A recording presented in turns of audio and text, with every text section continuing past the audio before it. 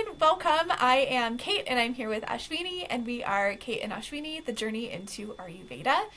So we're studying Ayurveda through Kerala Ayurveda, and join us as we share more about what we're learning, what we're implementing, and how you can do the same. So before we dive into today's topic, our very first episode, I just want to do a little chant to Ganesh. Are you open for that, Ashwini? Yeah, Okay, definitely. perfect. So let's take a breath in through our nose. And breath out through your mouth, long and slow. Om Gam Gam Ganapataye Namaha.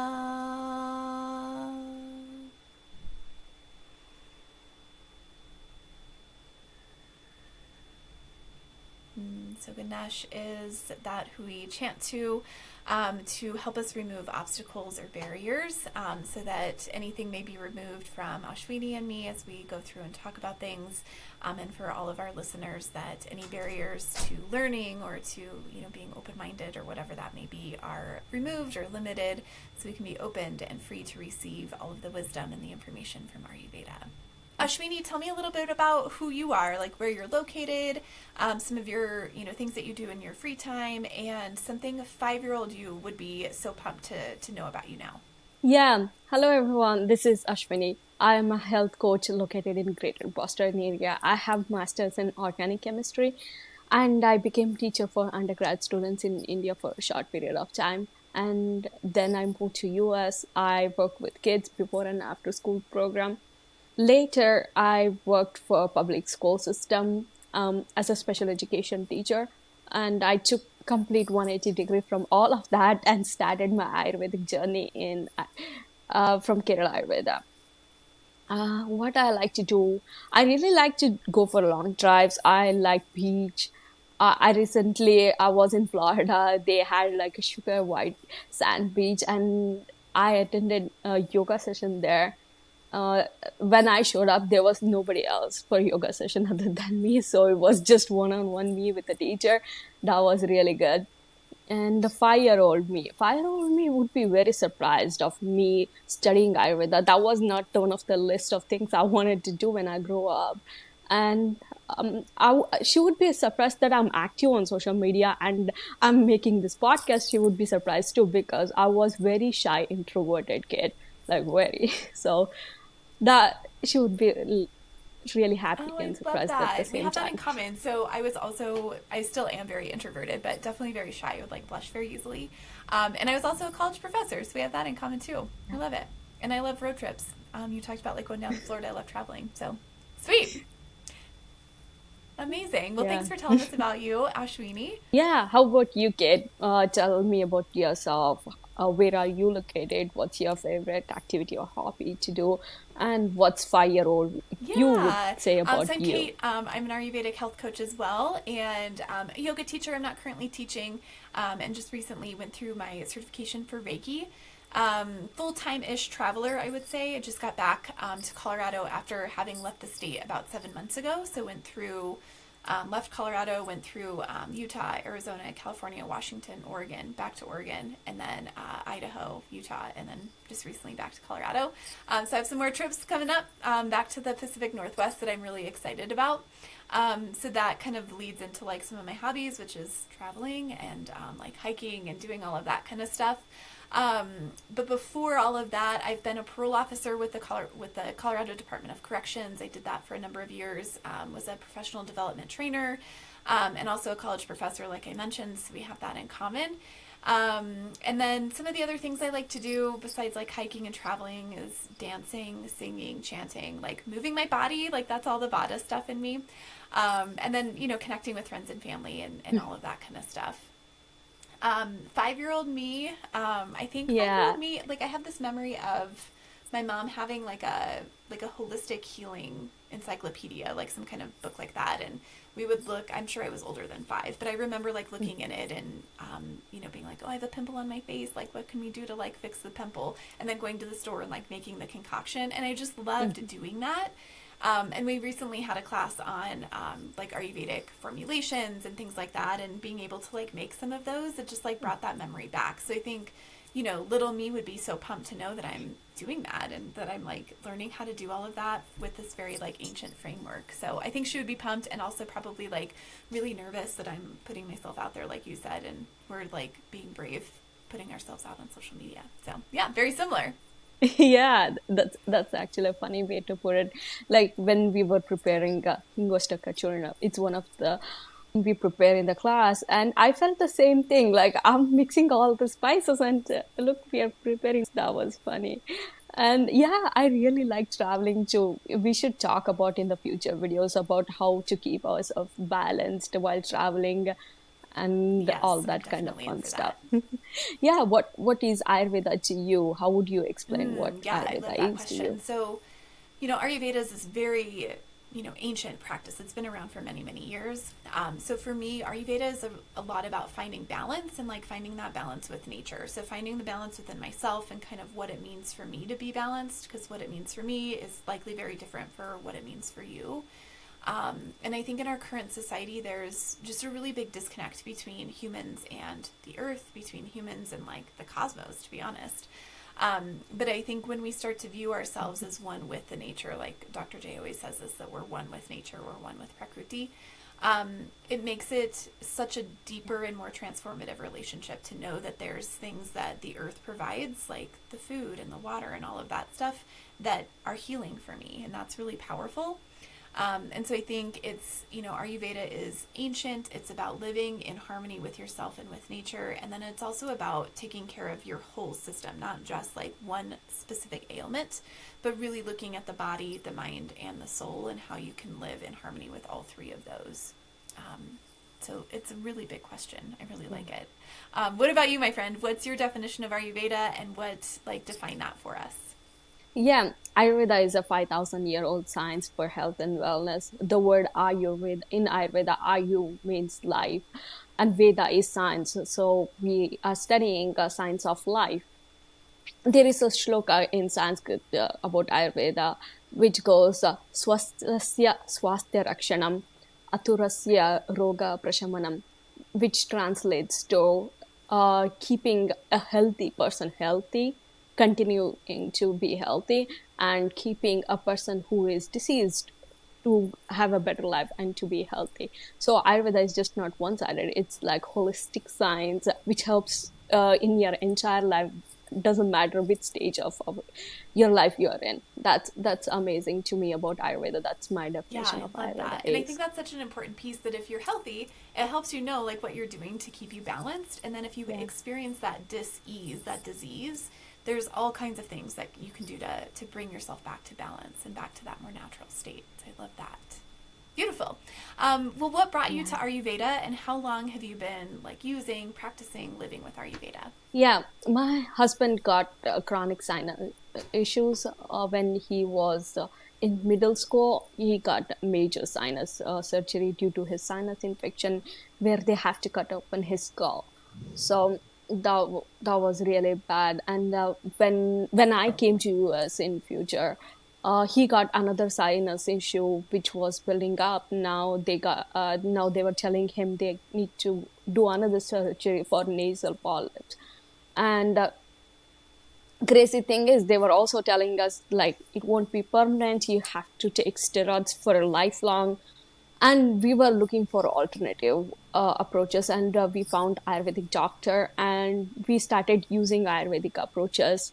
So with that approach, he avoided his surgery. He is not taking any steroids anymore. That's our favorite part of like not depending on steroids anymore. The key element she did was panchakarma. So I also wanted to do panchakarma when he was doing it. So I remember feeling very light and I lost a ton of weight, but that's not the goal of it was. Uh, but I was feeling the lightness new in me that I really wanted to take it forward. And having health for both of us was important. So I became an Ayurvedic fanatic at that point and started applying Ayurvedic principle everywhere I could, including cooking, lifestyle, and reading books, listening to some podcasts, and following a bunch of Ayurvedic doctors on Instagram. And my husband was my informal rogi.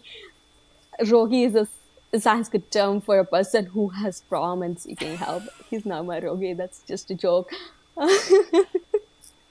All this was back in 2018. So I have been in this path for 5 years now, and I started studying more formally at the end of 2022. And it feels like I should have started earlier, but then I remember, like, you don't find Ayurveda, Ayurveda finds you. That's when I remember this all has to come together for me to do Yeah, what I I'm love doing that. right There's now. that perfect pace to everything. And that's like so interesting that they wanted to do the surgery and like the long-term steroid use, and that's so great that he's been able to avoid that. How did you all find the Yeah. Vedic doctor, or the Vidya? What was that process? Yeah, we got recommendation from someone close to our family who knows a lot of Vedic knowledge, and they got us connected to Ayurvedic doctor from them. So it Amazing. was a Okay, blessing. cool. Yeah. How about you? What brought you into Ayurveda? How long have you been practicing, living Yeah, with Ayurveda? kind of a similar story, I think, and I think many of us probably share something like this. So it was back in 2015, but maybe even like the later parts of 2014. Had some health stuff come up. Um, I run cold kind of naturally, but I had like really weird shifts with my body temperature, and so it would be really cold one moment and then like hot and sweaty the next moment, and it's not like anything external change, so it's all within my body. I run dry too. This is like some of the big signs that I'm a Vata. I have a lot of Vata.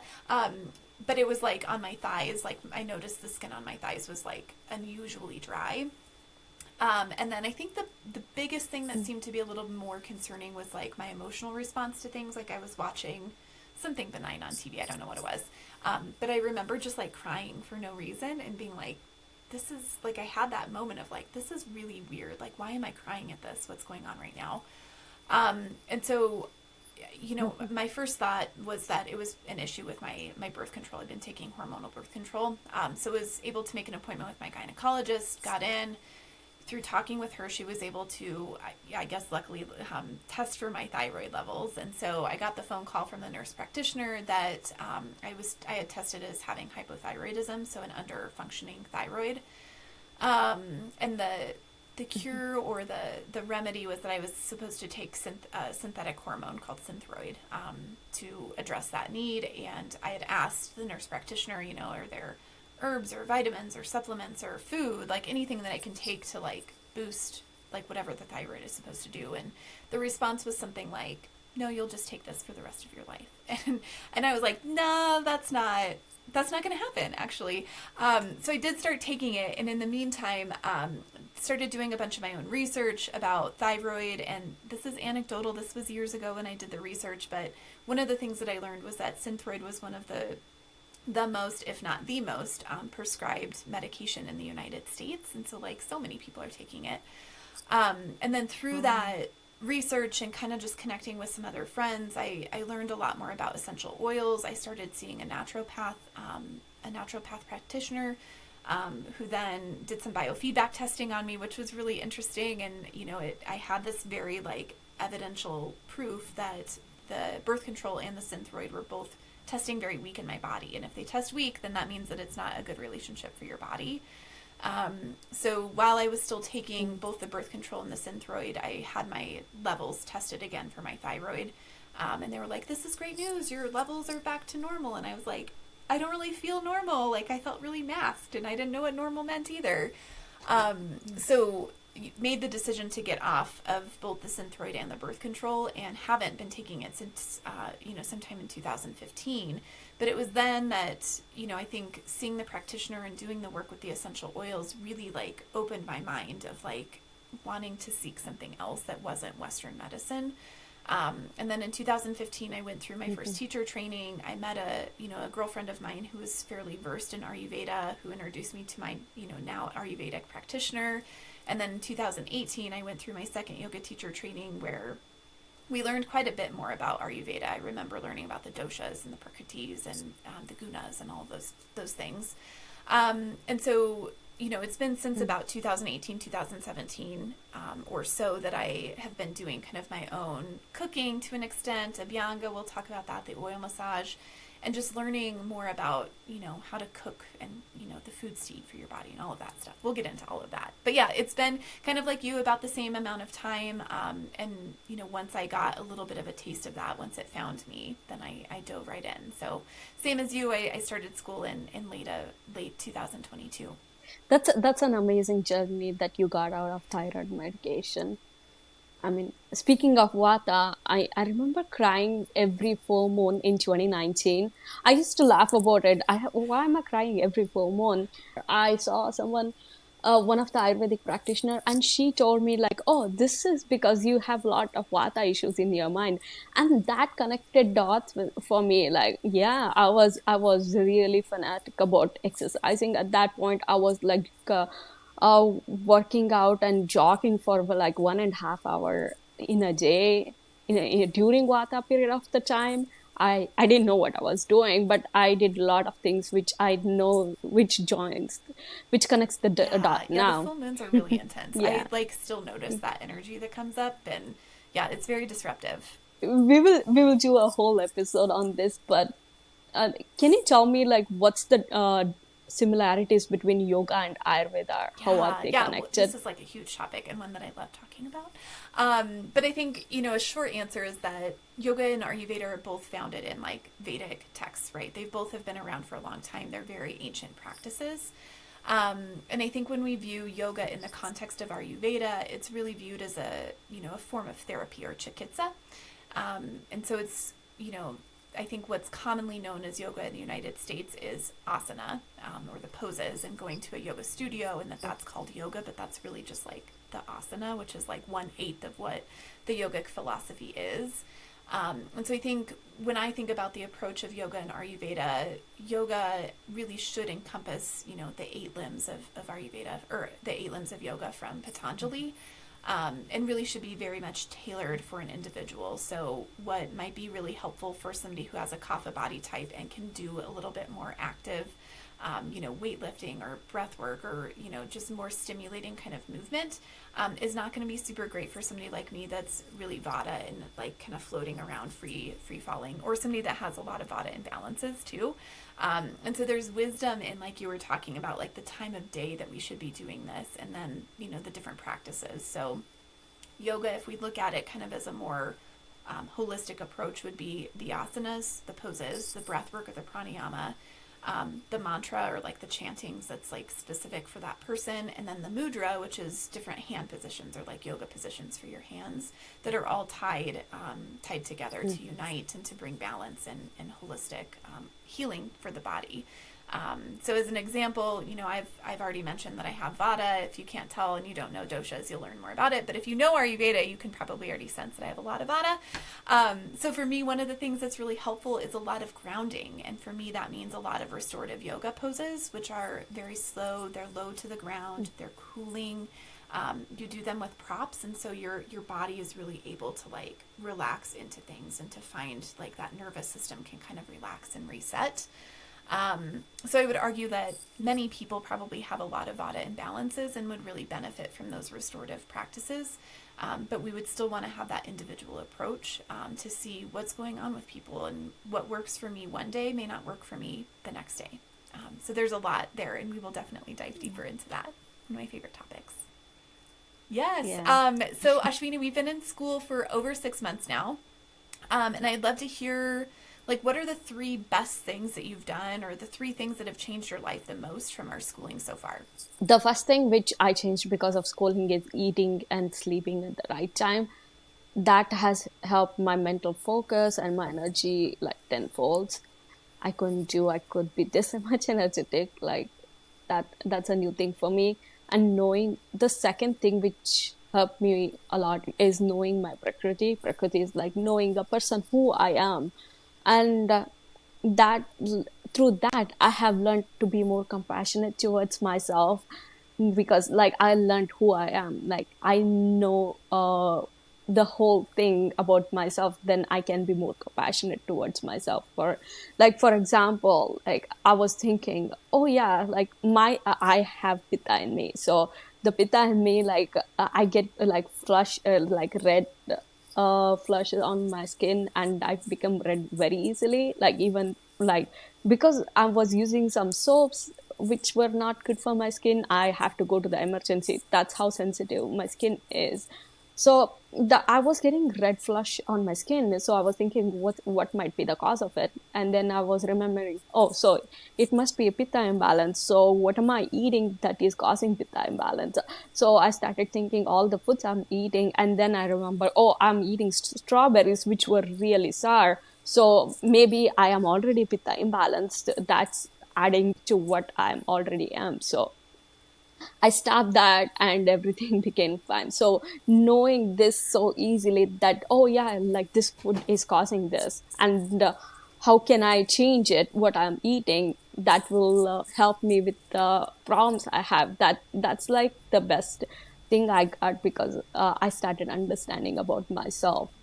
And the last thing, I started knowing what how to eat according to Ayurvedic principles.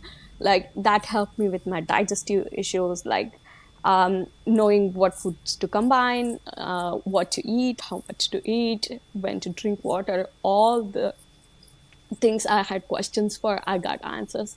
And just school helped me to put all my questions and helped me to put it together. That's the amazing thing Yes, happened I for me. love that. And so cool that, I've had something similar with some food realizations, like that you ate the strawberries and you're like, oh, this had that impact on my skin. So I have a lot of Vata and I love apples. And every time I eat an apple, I burp like almost instantly. Like that's like a huge Vata thing. And I still eat apples sometimes, you guys, Yeah, because they're so good and they're so juicy, and I just love apples. And there's like a season, like late in fall is a good time to, or before we get into fall, because it helps remove the heat from your body, all this stuff. But there's like ways that we can do this, right? Like there's ways that you can still eat strawberries and not have those kind of yeah, reactions. And so I like sometimes we'll cook the apples, and then that yeah. helps. But yeah, I love all of that. I just made the Ah, strawberry jam so with good. it. That's all the Yes. brown. That's all the browns. Amazing. Yes. we we have solution for everything in Ayurveda. That's the Yeah, amazing part of it. absolutely. Yeah. How about you, Kate? What are top three things you have implemented Yeah, from I our think kind of classes? similar to you. I think I'm in the place in my life where I'm able to cook for myself for like 3 meals a day. So that's been a game changer, knowing that like, Mm, I'm able to like cook the food for myself. It's fresh every time I cook it. So it's, fresh prana essentially coming into my body, which is really great. yeah, And then the warm cooked foods in general have been so helpful for the digestive system. We'll talk plenty about that. And like you said, knowing like what time I should wake up and what time I should go to bed and what I should be doing between, morning time and nighttime, and how I should structure my day. Like you had talked about, like some of the things that you've done, earlier in life before you knew like the exercise during Vata time and kind of being like, really overstimulated. That's been a huge thing for me. Like I've trained for half marathons in Vata time, like where it's really hot in the summer, and I would go run like 13 miles in the Mile High City, and like just being like so like unrooted and untethered, because of when I was running, and like running probably isn't the best for me either. So it's just like learning all of that kind of stuff has been really helpful. And I think the other thing, my like probably my favorite Ayurvedic practice is called Abhyanga, and we'll talk more about Abhyanga, but it's essentially like an oil massage. And so when I first started doing it, I was doing it at night before I would take a bath, and then it helped. Like I was able to sleep really well. And then I've learned, oh, there's like a reason you should actually do it in the morning, and that you do it in the morning, and then you do your breath work or your yoga, you get a little sweat if you need to, and then you shower, and then you're good for the day. And so that has helped like my digestion too, because I'm doing it at the right time. And then also we learned about like the direction that you're supposed to do it. So you're supposed to do the oiling with the direction of your hair follicle, the alunoma, I think is how you, the Ayurvedic term for that. But that really just supports the Anupana Vayu, the like downward movement of Vata in your body. And so it helps to like calm things down and like ground you and nourish you. And we'll talk more about like the magic of Abhyanga because it's so helpful. But I think that's been really useful just for my own kind of imbalances and really getting to know myself, is what it is that I could do for myself every single day so that I'm more nourished, I'm more balanced, I'm more grounded, and all of those things. So it's been really helpful. Yeah. That's amazing. Yeah, it's been great. I remember, yeah, I remember you being Pitta.